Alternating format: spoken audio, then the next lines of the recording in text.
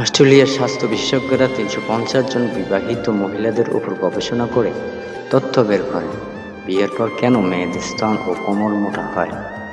দেখা যায় বিয়ের পর প্রথম ৬ মাসে কনেরা প্রায় ৫ পাউন্ডের মতো ওজন বাড়িয়ে ফেলে। পর্যবেক্ষণ করে দেখা যায় যারা বিয়ের সময় সুন্দর দেখাতে নিজের ওজন অনেক দ্রুত কমিয়ে ফেলেন, বিয়ের পর তাদের ওজন দ্রুত বেড়েও যায়। এটা প্রায়শ দেখা যায় যে মেয়েরা চায় বিয়ের সময় তাদের দেখতে ছিপছিপে এবং কম বয়সী লাগুক। এ কারণে তারা বিয়ের কয়েক মাস আগে থেকেই কঠোর ডায়েট করে চলেন। এতে যদিও তাদের কোনো দোষ নেই, কারণ পরিবারের মানুষ এমনকি তাদের বাগদত্ত পুরুষরাই তাদেরকে বলে ওজন কমাতে।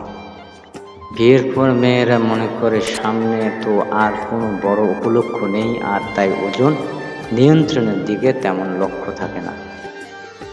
তারপরও খাওয়া দাওয়া এবং ব্যায়ামের ব্যাপারে নিয়মকানুন অনুসরণ করা বন্ধ করে দেয়, যার ফলে ওজন বেড়ে যায় দ্রুত।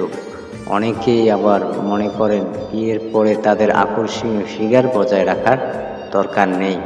এই কারণেই তাদের ওজন যেভাবে বাড়তে দেখা যায়।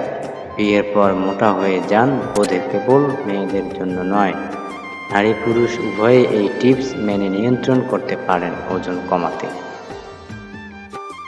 যেমন হানিমুনে গেলে খুব বেশি জাঙ্কস ফুড না খেয়ে পুষ্টিকর খাবার খাওয়ার চেষ্টা করুন।